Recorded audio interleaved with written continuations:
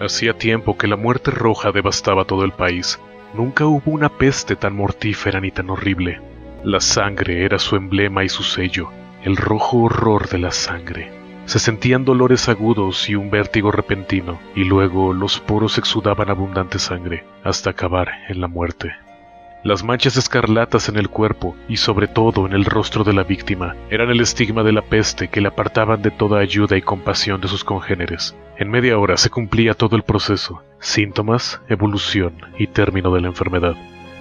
Pero el príncipe Próspero era intrépido, feliz y sagaz. Con sus dominios ya medio despoblados, llamó un día a su presencia a 1.000.000 de amigos sanos y joviales de entre las damas y caballeros de su corte, y con ellos se recluyó en el apartado retiro de una de sus abadías amuralladas. Era un conjunto de edificios amplio y magnífico, concebido por el gusto excéntrico, aunque majestuoso, del propio príncipe. Lo rodeaba una alta y sólida muralla. La muralla tenía portones de hierro. Una vez dentro, los cortesanos se trajeron fraguas y enormes martillos y se soldaron los cerrojos. Decidieron que no hubiese modo de entrar o salir si alguien de pronto se dejaba llevar por la desesperación o la locura. Había abundancia de provisiones. Con tales precauciones los cortesanos podrían desafiar el contagio. Que el mundo de fuera se ocupase de sí mismo. Había bufones, había trovadores, había bailarinas, había músicos, había belleza y había vino. Dentro había todo eso, y también seguridad. Fuera estaba la muerte roja. Fue hacia el final del 5º o 6º mes de su encierro, y mientras la peste se cebaba con la furia en el exterior, cuando el príncipe Próspero ofreció a sus 1.000 amigos un baile de máscaras de rara vistosidad. Aquel baile fue un espectáculo voluptuoso, pero permítaseme hablar primero de los salones en que se celebró. Eran 7, todo un ámbito imperial. Había muchos palacios, en los que salones así ofrecen una perspectiva larga y lineal, con puertas corredizas que se desplazan casi hasta las mismas paredes de uno y del otro lado, de modo que apenas nada interrumpe la vista en toda su longitud. El caso era aquí muy distinto. Como cabría esperar de la afición del duque por lo extravagante, la distribución de las salas era tan irregular que apenas se contemplaban más de uno al mismo tiempo. Cada 20 o 30 metros se producía un giro brusco, y con cada giro un efecto novedoso. A la derecha e izquierda, en medio de la pared, una ventana gótica alta y estrecha se asomaba en un corredor cerrado que enmarcaba las sinuosidades del conjunto, con vidrieras cuyos colores variaban de acuerdo a los tonos dominantes de la decoración del salón al que se abrían. El del extremo oriental, por ejemplo, estaba decorado en azul, y las vidrieras en azul vivo. La ornamentación y los tapices del segundo eran de color púrpura, y purpúreos allí eran los cristales. El tercero era todo el verde, lo mismo que las ventanas, los muebles y la iluminación del cuarto eran anaranjados. La séptima estancia era un denso sudario de tapices de terciopelo negro que cubrían el techo y las paredes, y caían en pesados pliegues sobre una alfombra del mismo tinte y textura. Pero solo en esta habitación el color de las ventanas difería del decorado. Las vidrieras eran aquí de un tono escarlata, un rojo oscuro de sangre. Ahora bien, en ninguna de las 7 cámaras había lámpara o candelabro alguno. Entre la abundancia de adornos dorados que había por todas partes o que colgaban de los techos, no había luz ninguna que procediera de una lámpara o vela en todo el conjunto de habitaciones. Pero en el corredor que envolvía a los salones había, frente a cada ventana, un pesado trípode con un brasero de fuego que, al proyectar su resplandor a través de las vidrieras, inundaba de luz la estancia. Se producía así una profusión llamativa de formas fantásticas. Pero en la habitación negra, o de poniente, el efecto de fuego a través de los cristales de sangre sobre los tapices negros resultaba más que siniestro, y daba un aire tan irreal a los rostros de los que allí entraban, que muy pocos se atrevían a dar siquiera un paso en aquella estancia. También era aquí donde se encontraba contra el muro oeste un gigantesco reloj de ébano. El péndulo oscilaba con un sonido grave, monótono y apagado, y cuando el minutero había recorrido toda la esfera y llegaba el momento de marcar la hora, de sus pulmones metálicos surgía un sonido limpio, potente, profundo y muy musical, pero de nota y énfasis tan peculiares que cada hora los músicos se veían obligados a detenerse un momento para escucharlo, lo que obligaba a su vez a quienes bailaban a interrumpir el vals, y se producía un breve desconcierto en la alegría de todos. Y mientras sonaba el carrillón, se veía como los más frívolos palidecían y los más sosegados por los años se pasaban la mano por la frente como perdidos en sueños o en meditación. Aunque cuando cesaban los últimos ecos, una risa leve se apoderaba a la vez de toda la concurrencia. Los músicos se miraban y sonreían como burlándose de sus propios nervios y desconcierto, y se susurraban mutuas promesas de que las siguientes campanadas no les causarían ya la misma impresión.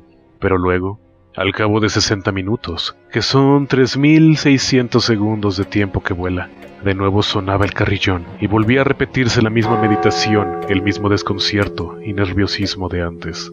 Pero a pesar de todo, era una fiesta alegre y magnífica. Los gustos del duque eran peculiares. Tenía un buen ojo para los colores y efectos. Desdeñaba las conversaciones de moda. Sus planes eran atrevidos y apasionados. Y un viso de barbarie iluminaba sus proyectos. Algunos le habrían tomado por loco. Sus seguidores no lo creían así, pero era necesario oírle, y verle, y tocarle, para estar seguro. Con ocasión de esta magna fiesta, se había supervisado personalmente casi toda la decoración de los 7 salones, y había sido su propio gusto el que había inspirado los disfraces. No os quepa duda que eran extravagantes. Abundaba la ostentación y el brillo, lo ilusorio y lo picante. Mucho de lo que después se ha visto en Hernani. Había figuras arabescas con miembros y atuendos grotescos. Había fantasías delirantes como solo locos imaginan. Había mucha belleza, mucha voluptuosidad, mucho de estrafalario, algo de terrible y no poco de lo que podría haber ofendido. De hecho, por las 7 estancias se pasaba majestuosamente una muchedumbre de sueños. Y estos, los sueños, se revolvían por las habitaciones, tiñéndose de color cada una de ellas, y haciendo que la música desenfrenada de la orquesta pareciera el eco de sus pasos. Y entonces, suena el reloj de ébano en el salón de terciopelo, y por un momento todo se aquieta. Todo se calla salvo la voz del reloj. Los sueños quedan congelados y estáticos, pero el eco de las campanadas se apaga. No han durado sino un instante, y una risa leve, a medias reprimida, quedando flotando tras él, y surge de nuevo la música, y viven los sueños, y se revuelven de un lado a otro más alegres que nunca, teñidos por las ventanas multicolores por las que penetra el resplandor de los trípodes. Pero en el salón de poniente, ninguno de los enmascarados se atreve ahora a entrar, porque la noche ya se desvanece, y una luz más rojiza se filtra por los cristales de color sangre, y la negrura de los tapices espanta, y quien aventura sus pasos sobre la negra alfombra escucha un sordo tic-tac, más solemne y enfático que el que llega a oídos de quienes se entregan a la alegría en las salas más distantes. Pero las otras habitaciones estaban abarrotadas, y en ellas latía febrilmente el ansia de la vida. Prosiguió así el torbellino festivo, hasta que al cabo el reloj inició las campanadas de la medianoche, y cesó entonces la música, como ya he dicho, y los que bailaban interrumpieron el vals, y como en otras ocasiones, todo quedó desasosegadamente detenido. Pero ahora eran las 12 campanadas que tenían que sonar, y ocurrió así, quizá, que al disponer de más tiempo, más grave se tornó la reflexión de quienes en la concurrencia ya estaban pensativos, y también ocurrió así, quizá, que antes de que el último eco de la última campanada hubiera desaparecido en el silencio, muchos ya habían reparado en la presencia de una figura enmascarada, que hasta entonces no había llamado la atención de nadie, y de boca se extendió el rumor de esta nueva presencia, y al poco se alzó en toda la compañía un susurro, un murmullo de desaprobación y sorpresa, luego, por último, de terror, de horror y de asco. En una congregación fantasmagórica como la que he pintado, bien se puede suponer que ningún atuendo ordinario habría causado tal sensación. De hecho, esa noche la libertad de los disfraces era prácticamente ilimitada, pero la figura en cuestión había rizado el rizo, superando incluso los límites del gusto permisivo del príncipe. Hay fibras aún en el corazón de los más osados que no pueden tocarse sin que se emocionen. Hasta los casos perdidos, para quienes la vida y la muerte son una misma broma, creen que hay ciertos asuntos con los que no se puede bromear. En todos los asistentes, desde luego, se apreciaba ahora la sensación intensa de que el disfraz y el porte del extraño carecían de todo ingenio y decoro. Era una figura alta y lúgubre, amortajada de los pies a la cabeza con el atuendo de la tumba. La máscara que ocultaba representaba tan fielmente el semblante rígido de un cadáver que al observador más atento le resultaría difícil descubrir el engaño. Aún así, todo esto lo habría soportado, si no aprobado, aquella alocada concurrencia. Pero el mascarado había llegado incluso a asumir el aspecto de la muerte roja. La sangre le salpicaba la vestimenta y su ancha frente, y todas sus facciones parecían moteadas por el horror escarlata. Cuando la mirada del príncipe Próspero se detuvo en este espectro, que se paseaba lento y solemne, como para dar mayor empaque a su figura, se le notó una convulsión, en un primer momento, con un fuerte estremecimiento de horror y repugnancia, pero enseguida el rostro se le encendió de ira. ¿Quién se ha atrevido?, preguntó con una voz ronca a los cortesanos que lo acompañaban. ¿Quién se ha atrevido a insultarnos con esta burla blasfema? Cogedle y quitadle la máscara, y así sabremos a quién hay que colgar de una almena al amanecer. Cuando pronunció estas palabras, se hallaba en el salón azul que daba al oriente, y su eco recorrió alto y claro las 7 estancias, porque el príncipe Era un hombre robusto y osado, y un gesto suyo había callado ya la música. Era en el salón azul donde se hallaba el príncipe, en compañía de un grupo de pálidos cortesanos. Al principio, cuando habló, dieron estos un primer paso hacia el intruso, que entonces estaba próximo a ellos, y que ahora se acercaba más aún, con porte deliberado y majestuoso. Pero cierto miedo indecible que la insensata arrogancia de la máscara había inspirado a todo el grupo, impidió que nadie le pusiera una mano encima. Así que, sin estorbo alguno, pasó apenas a 1 metro del príncipe, y mientras, en los salones, la numerosa concurrencia, como movida por un mismo resorte, se hacía a un lado buscando el refugio de las paredes, el enmascarado siguió andando con el mismo paso solemne y mesurado que desde el comienzo le había distinguido, pasando de la sala azul a la púrpura, de la púrpura a la verde, de la verde a la color naranja, de esta a la blanca, e incluso de aquí a la morada, sin que nadie hiciera el menor intento de detenerle.